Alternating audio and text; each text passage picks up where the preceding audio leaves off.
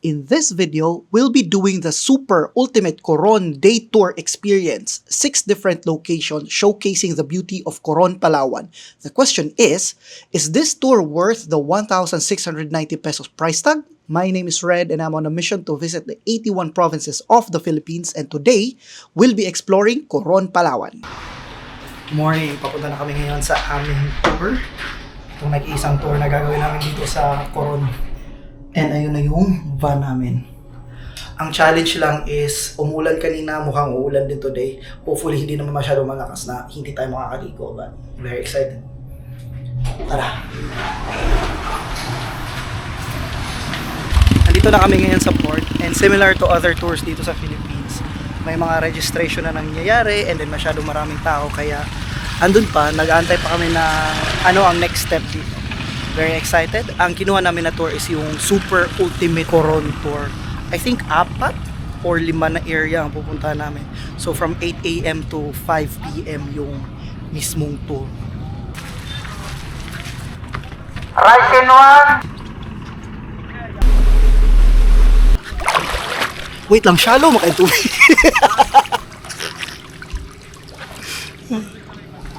So this is the first destination, Barracuda Lake, but technically hindi pa ito yung pinaka Barracuda Lake. Tatawid pa lang daw kami dyan sa wall na yan.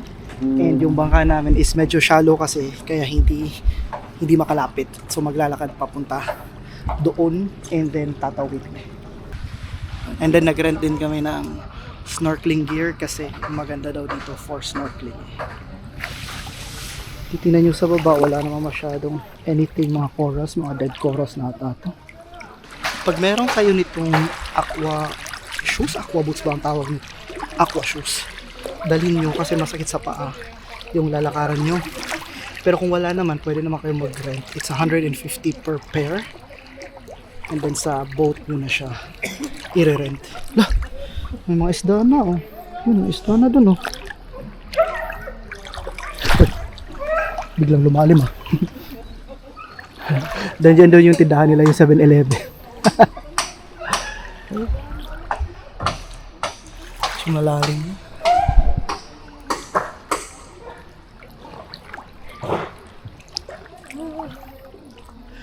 Dakadri. Sa rubber mat lang tayo tatapak ha, madulas po yung cooling step natin. As long as may rubber mat po na may tatapakan, doon po tayo tumapak po ha. Para iwas aksidente. Sir? Taga Surigao.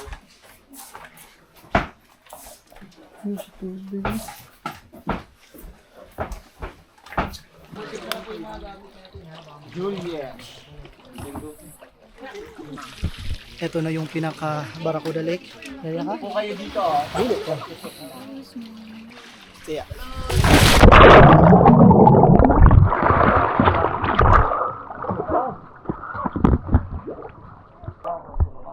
I'd like to introduce my pink snorkeling gear. Tingnan natin ang nasa baba.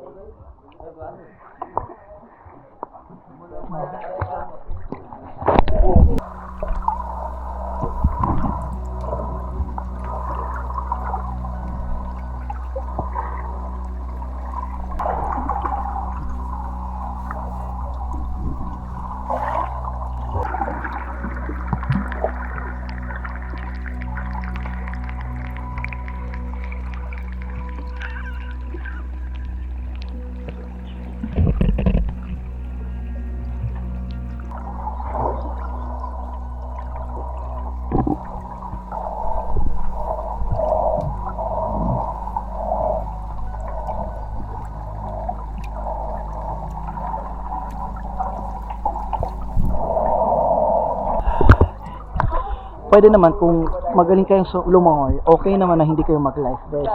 Pero ang rule kasi nila is, kailangan mong dalhin yung life vest mo sa tubig. So okay lang na hindi mo suotin, pero kailangan mo siyang dalhin. So ginagamit ko na lang kasi a lot more things na kailangan kong isipin na dala ko. Yeah, suot ko na lang. Asawa ko, nag-float na siya doon kasi hindi niya na kailangan isipin lumangoy pa. Ang ganda ng ano. Maganda yung ano doon. Doon kami sa mga free divers. Masyadong malalim yung lake para like may makita ka sa baba.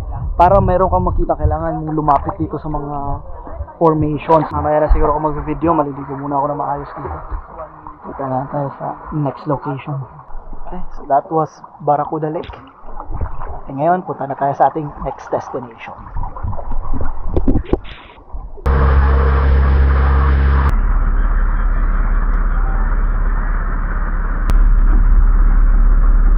Okay, so this is our next location, the Twin Lagoon. So dito daw yung pwede kayong magkaya-kaya kasi you can see may mga nagkakayat na dito. Yung kayak is i-rent nyo sa boat bago umalis doon sa port. Wala kayong marirent dito. So kausapin nyo yung boatman nyo or yung tour guide nyo kung saan makakat-rent ng mga kayak. Kasi again dito hindi na, wala na kayong marirent. Ang sabi ni Kuya, meron daw 3 ways para makapagpakapunta doon sa kabilang side. It's either pag low tide, merong parang kuwebang dadaanan. Pag high tide naman is meron sa taas. The third way is mag-explore kayo lang, pero kailangan nyo ng kayak. Ngayon, kami mag-asawa, hindi kami magre-rent ng kayak, maliligo lang kami dito. If kayang makatawid sa kabilang side, gagawin namin, pero pag hindi, baka dito na lang din kami. Ang kayak pala is 1,500 for the entire day. So medyo mahal siya. Ang option nyo is meron kayo yung regular na kayak or meron din silang ganito yung mga transparent. Sabi ko nga kanina, may option ka para mag-rent ng kayak or lalangoy ka. Nandun yung entrance papunta sa second lagoon. So kaming mga nagtitipid, maglalangoy kami papunta dun. Tara!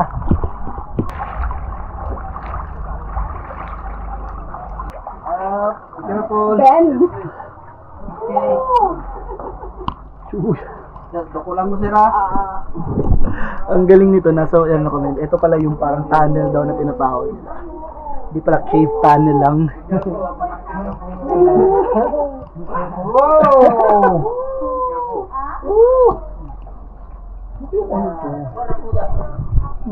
Yung ano yan?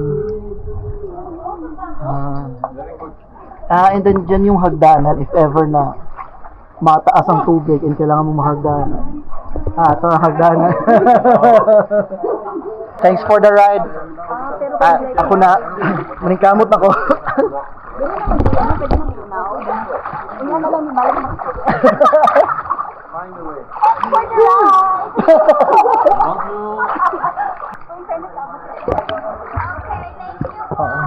Ang sabi nila kuya kanina, by the way, if napapansin nyo, wala akong snorkeling gear na dala. Ang sabi kasi nila kuya is, masyado daw itong malalim para may makita kang sa baba na masusnorkel.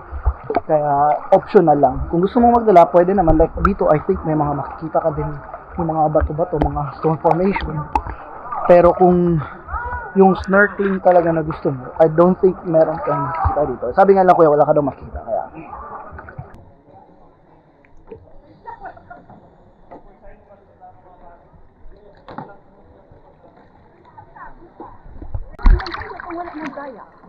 oo. Dapat sila dito, naglangoy pa sila. Babalik na tayo. Itong asawa ko hinahanap saan daw yung mga ibang hindi nagkaya kasi daw marami daw hindi nag-rent ng kaya. Bakit daw wala pa sila? Kapal na mukha, nagpahila naman.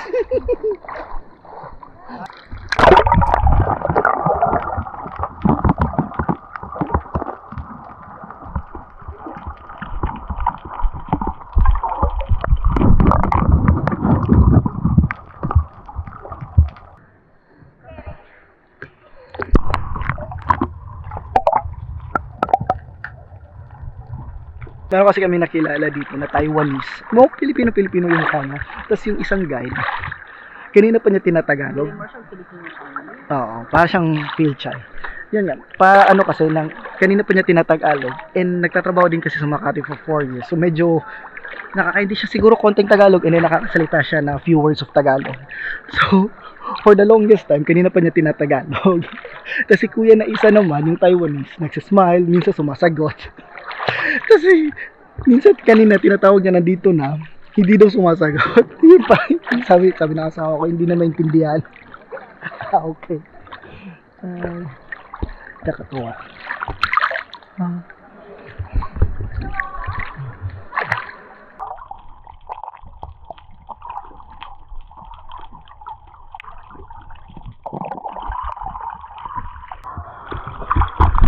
Itong mga nasa baba, feeling ko mga corals to.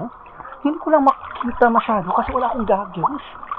Nagsisisi na tuloy ako ba't hindi ko dinala yung ano ko, snorkeling items ko. Mga corals na. Pag meron kayo ng snorkeling gear, dalhin nyo, sayang. Parang maganda tingnan dito. And baka may mga isda din pala. Sabi kasi nila kuya optional, so hindi kami nagdala. Pero dito sa gilid-gilid pala may makikita kayo.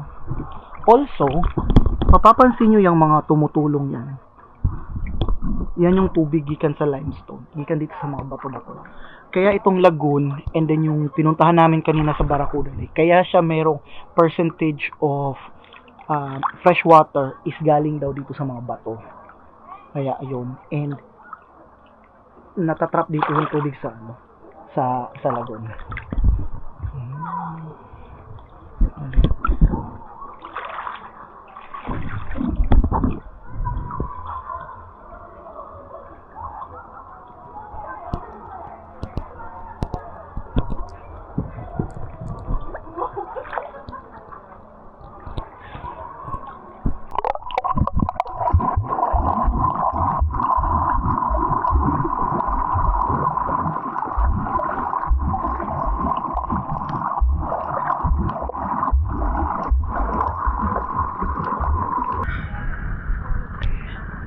Kaya nandito na kami sa aming third location and this is the lunch. Kakain muna kami.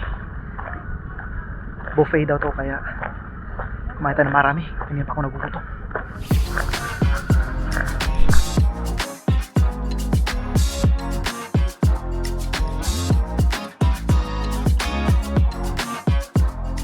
Hindi ka rin lugi sa pagkain kasi ang dami nilang variety. Merong adobo, nihaw na manok,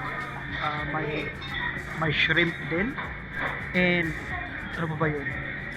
May Italian pasta, may grilled na isda, may Shanghai, may mga fruits din doon, and then ito, juice.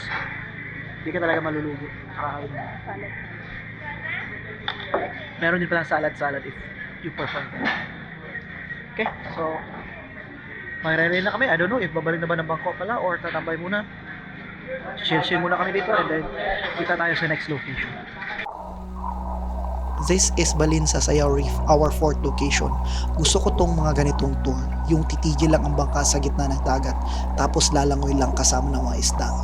Makulimlim ang langit, feeling ko may gaganda pa tong lugar na to kung tirik lang sana ang araw.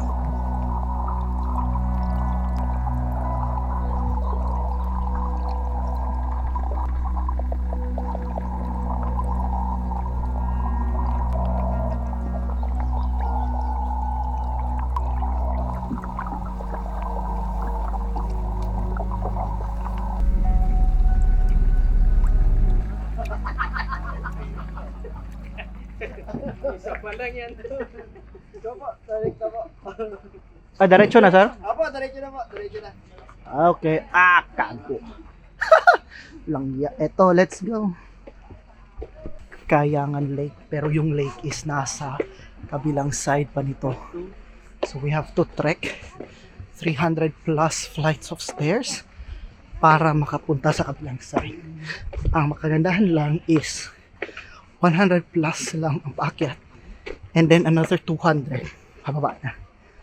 Pero kabaliktaran naman nun is 200 mamaya pataas, 100 pababa. Pero ang sabi ni Kuya, ito daw yung flagship na location sa Coron. So let's see. Kita tayo sa taas. Okay, so this is the halfway. And ano daw to? Oh! Kaya naman pala.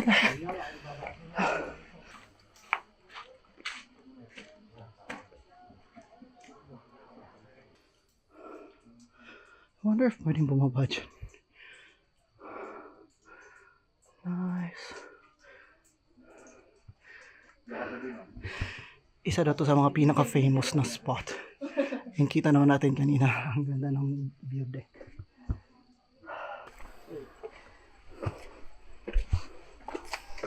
Ang kanina kasama ang Kaya gani.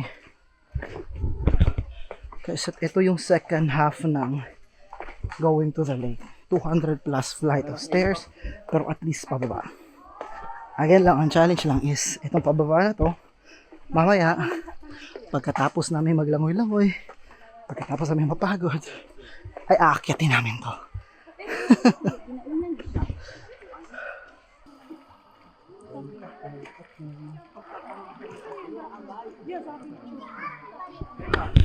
Welcome to Kayangan Lake. Ito yung inakyat namin. Tara, ligo na tayo. Marami ding mga tao nandoon. Mga tumatambay. Napagod sa akyat. Bawal daw magtalon-talon kasi may mga part na shallow ang water and matutulis ang mga limestones. Baka matiming kayo na doon kayo tumalon sa may limestone at masugatan kayo. Eto dito, ito siya yung Twin Lagoon and ang Barracuda Lake. Magkakamukha sila lahat.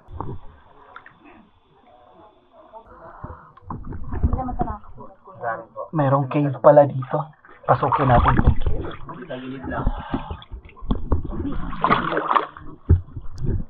Maliwanag. May liwanag naman, kita naman. Oh. Meron din, maliwanag din, sir. Oo. Klaro naman, klaro. Mata niya. White eyes na siya. Ayun pa, liwanag, oh. Klaro naman, oh. Marami. Kasi ang screen? Hindi, ano to? Ano, ito siya sa loob, oh. Kuya. Okay na yan. Narrow lang siya actually. Ito na siya lahat. Kuya, ano sa kabila?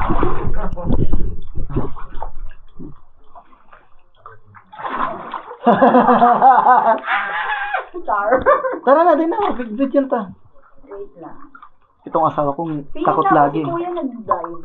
Wala, tora oh. Asa? Tora oh. Wala na din kita. Tara na, mag-video na ta. Sige, pangita. Asa siya? Makita man yung muknay tao sa ilalom, girl. Ako. Bakit mo tinatakot ang sarili mo? Wait lang, wait lang. Wait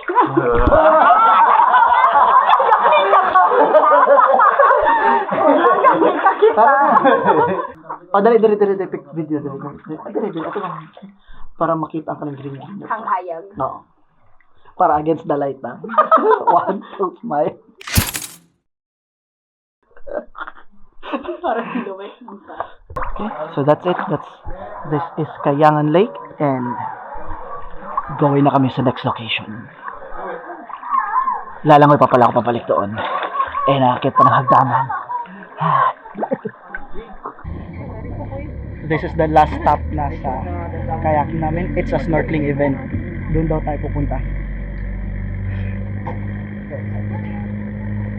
Okay lang tumalon ko eh. Yes po, sir. 1, 2, Masyadong malalim yan, sir. Malalim. Video nga sir. Okay na sir. Thank you.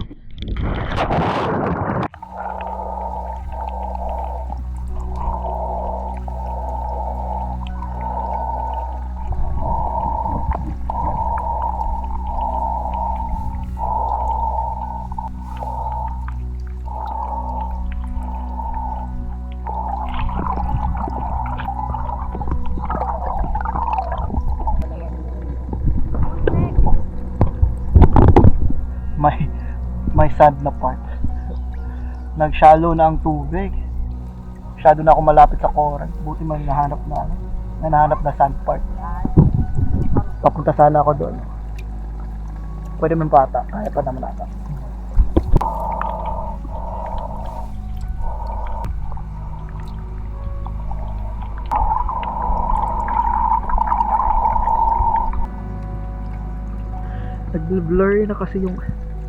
Nag-blur na kasi to. Kaya parang nahirapan ako. Gusto ko sana i-enjoy yung baba. Pero nakalimutan ko ang pangalan ng lugar na to. Elms Peak ba? Ang sabi ni Kuya? Kasi i-ano ko lang din. I-post ko na lang mamaya dito. Na-confirm ko na. Andun sila pa sila. Yung araw pababa na din. Mga 4 plus na ata. And ito na. This is Peak Palawan experience. Peak Coron experience. Very nice. Malamig ang tubig. Like, eto dito na part, malamig ang tubig. Pero pag konti lang, like half a foot, mainit na. Dito malamig. Dito mainit. Fascinating. The tour is ending. Was it worth the price? It depends. For us who only had one full day for a tour, this is good. 6 spots in 1 day, very sulit. However, if you have multiple options, maybe the other tours are better. Barracuda Lake, Twin Lagoon, and Kayangan Lake all looks the same for me. Maybe the other tours had other options. Perhaps someday, we can visit Coron again and try out the other tours.